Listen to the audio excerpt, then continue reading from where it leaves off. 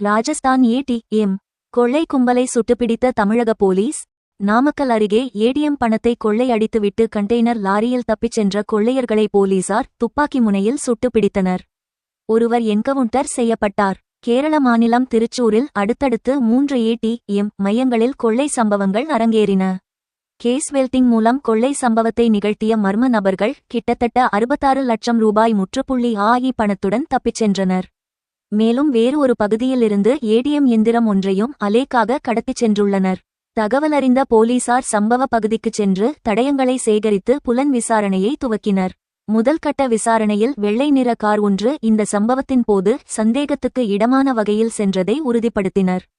இதையடுத்து தொடர் விசாரணையில் வடமாநில பதிவெண் கொண்ட கண்டெய்னர் லாரியில் பணம் மற்றும் வெள்ளை காருடன் கொள்ளை கும்பல் வழி எங்கும் விபத்துகளை ஏற்படுத்திவிட்டு நிற்காமல் சென்று கொண்டு இருப்பதாக தகவல் கிடைத்தது. உடனடியாக களத்தில் இறங்கிய போலீசார் தமிழக கேரள எல்லையில் கண்காணிப்பை தீவிரப்படுத்தினர்.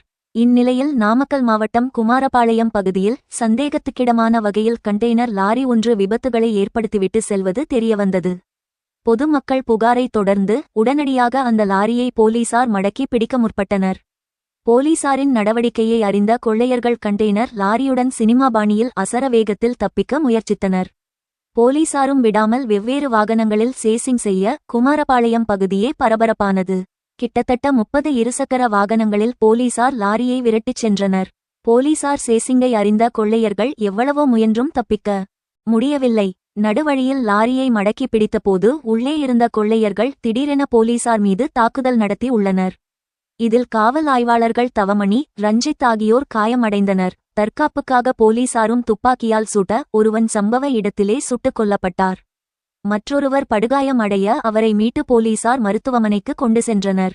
மற்ற கொள்ளையர்கள் அருகில் இருந்த வனப்பகுதிக்குள் தப்பிச் சென்றுவிட அவர்களை போலீசார் தீவிரமாக தேடி 5 பேரையும் வளைத்து பிடித்தனர். சிக்கிய லாரியில் சோதனை நடத்திய போது உள்ளே கட்டுக்கட்டாக பணம், ஏடிஎம் எந்திரம், வெள்ளை நிற சொகுசு கார் இருப்பதை உறுதி செய்தனர். பின்னர் கண்டெய்னர் லாரியை வெப்படை போலீஸ் ஸ்டேஷனுக்கு அடுத்த கட்ட விசாரணைக்காக கொண்டு சென்று உள்ளனர். கண்டெய்னர் லாரி யாருடையது? காரின் உரிமையாளர் யார்? கொள்ளை கும்பலில் யாருக்கு எல்லாம் தொடர்பு உள்ளது என்பது குறித்து விசாரணையில் போலீசார் இறங்கி உள்ளனர். தொடக்க விசாரணையில் கொள்ளையர்கள் ராஜஸ்தான் மாநிலத்தை சேர்ந்தவர்கள் என்பதும் வட மாநிலங்களில் இதேபோன்று கொள்ளை சம்பவங்களை அரங்கேற்றியவர்கள் என்பதையும் கண்டுபிடித்தனர். செய்தியை கேட்டதற்கு நன்றி.